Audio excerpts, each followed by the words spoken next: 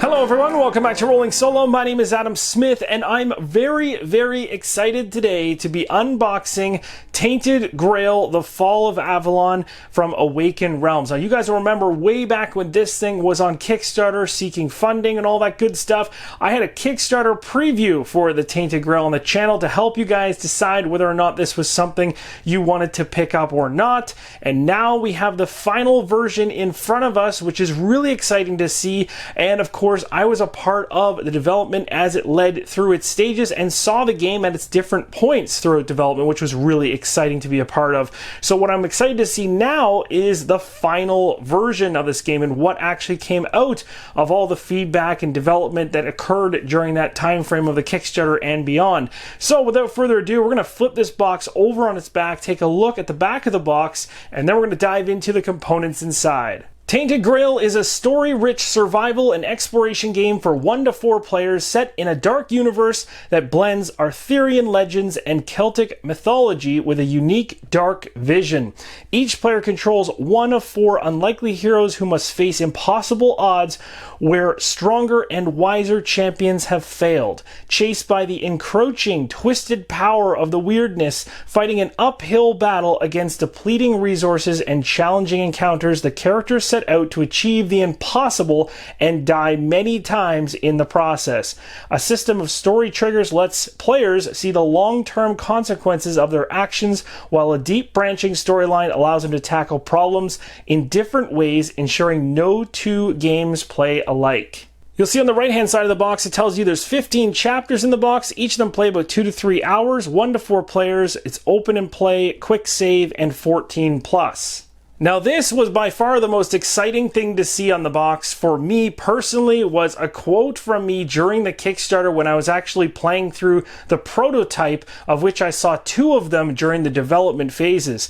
And this is really cool, but they actually quoted me as saying, back then, the Tainted Grail is easily my most anticipated solo co-op Kickstarter of the year, and that was 100% true for 2018, because that's when this Kickstarter launched and closed. The unique combat mechanics, the excitement of exploration, and extremely deep narrative really pull you into the world. This is a must-have for me. So, and it still is. This is a reason why I'm so excited to unbox this and see where this game has gone from its development window to the final stage. When you first open up the box, you're going to find this Start Here, Open and Play guide. This is really important. It's going to give you a nice narrative here to start with. It's also going to show you how to unpack a number of the different things from the game in order to get the game to the table really quickly so you can start enjoying it right away without having to deep dive into the rulebook. Now, it's recommended you still read the rules, of course, but this Open and Play is literally meant to do just that. You can just take a look at this. It'll tell you how to set everything up, including getting your decks out, whether it's combat and diplomacy,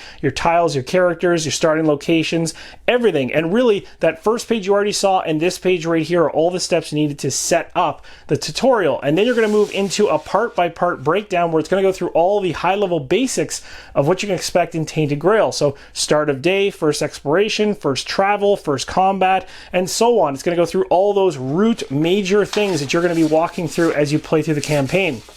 When you flip to the back of this booklet, which is the final page, you've got ending a day, how to start the next day, entering certain locations, doing diplomacy for the very first time, and all the way through to the very end where we talk about the tutorial save sheet. Now, right here it says important because, as I mentioned earlier, while this tutorial here is going to give players a general grasp of the game, there are additional rules it doesn't cover. So that's where reading the rule book is going to flush all that stuff out. But this should be able to allow you to take out those components right away and just start enjoying it from the get-go. The next major component you're going to run into is exactly what I just mentioned, the rulebook. The rulebook itself is going to be a total of 24 pages. As you can see, when I flip this over to the back side, there's a nice rule summary here, which gives you a breakdown of the order of the day, the guardians, the combat and diplomacy, and all some of the major things you'll be running into, like dying, for instance, in this game. So again, I really like this because when the rulebook is closed, it gives you a good summary on one page you can have to the side of the game.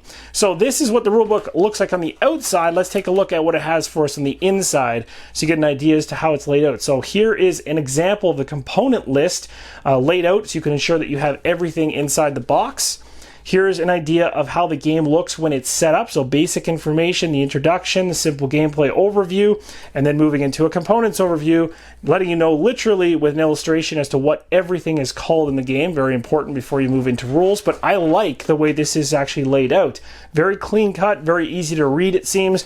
I also like that they have artwork everywhere in the book on the sides, covering up all kinds of white space. Really adds a nice element to the rulebook. It makes it look a lot fancier than most I've seen.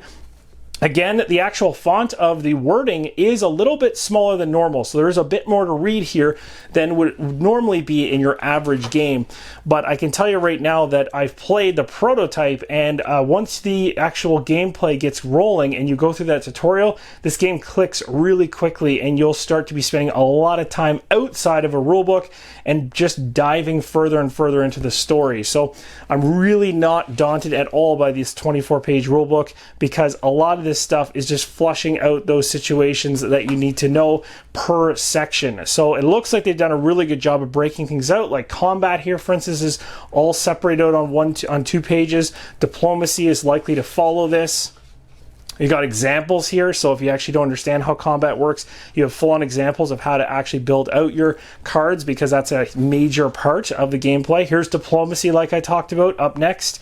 So going through that and how that works. Again, once you do these things once or twice, you never need to really reference this rulebook for those things again.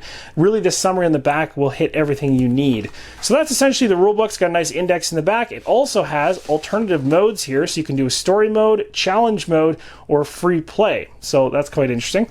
And we got that index I was talking about, and that pretty much sums up the rulebook for Tainted Grail. So I went ahead and moved the exploration journal away from the side of the box here, because I wanted to show you guys actually down the side of this, and you can see this is a spiral bound notebook for the exploration journal. It's very large, and they've covered this up really nicely to protect it in transit. So this is actually all wrapped, so I'll have to open this up a little later on. So we'll move past this for now and head a little further in. Now, just another thing to note, as we get into this box, of course, there's a chance of spoilers, more so in the cards than anything you're going to see up here out front. So I'm not going to be reading through these pages that are specific to different characters in the game. So I'm just going to be taking these out, because anything that really has, you know, a major story element to it, I don't want to spoil for you guys. We've also got these next up. It looks like these are almost pieces of a map that get put together. Again, could be massive spoiler territory, so I'm not going to spend a lot of time on them. You've seen a couple already, and that's pretty much going to be all you get to see there. Next up, we have the save sheet. Now, this actually transformed and changed quite a bit during development in terms of its look, feel, style, and everything else. It actually before looked a lot less organized than it does now. Now you can actually have all these individuals on the same page, which is really nice. You can have up to 4 characters on the same page, plus your player notes. You can have all of your stuff related to your dials and guardians all talked about up there and captured. So this is really cool, and everything can be noted here. So there's a whole booklet of these. And then on the back side of each of these save sheets, if I flip this over for you, I'll open this up so you can see. On the back side of every single sheet, you got statuses. So this is where things could be spoilerish. So I mean, again, it's just titles and achievement-based stuff that you're going to get throughout the game, but it means nothing in an unboxing until you actually see it in the gameplay. But basically, you're tracking everything that you achieve on that sheet as well. It's part of your save sheet.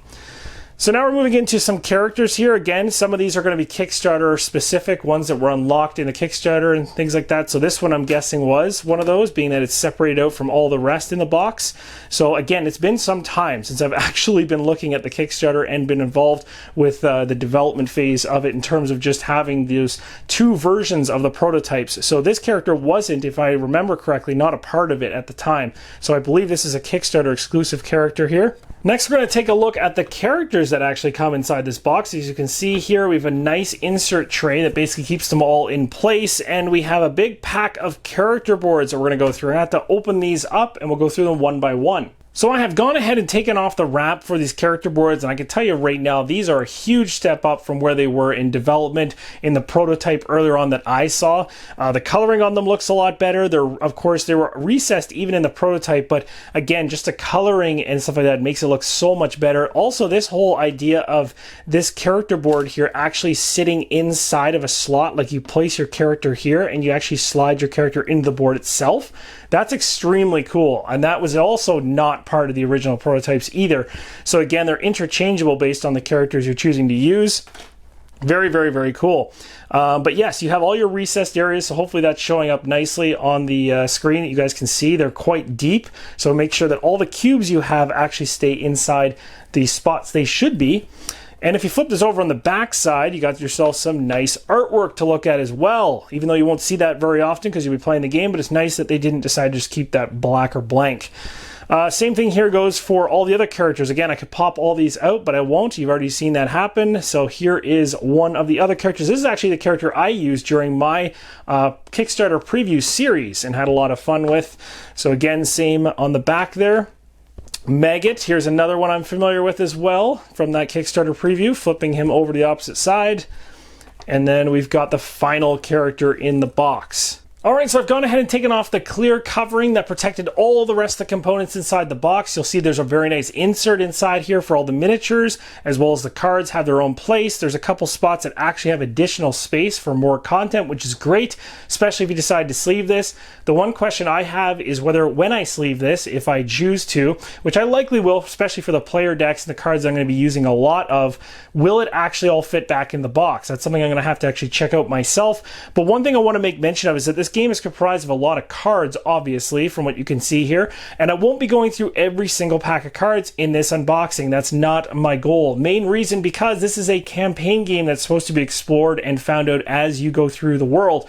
If I just show you all the cards in the box, I'm going to spoil all kinds of things for you, and it's going to likely upset some people. Plus, I just respect the creators and the individuals who created the story behind this game that much not to do that. So what I'm going to do is I'll pick and choose a couple packs of cards, maybe some player-based cards that are safe to show, give you a rough idea of what the artwork and things like that looks like, the iconography, but for the most part, you're not going to be seeing like some map or landscape cards or anything that's secretive. So we'll start things off here with the dice. So there's some actually really, really nice looking dice in the game. There's two of them, and they're stored up in the top there, top right-hand corner compartment.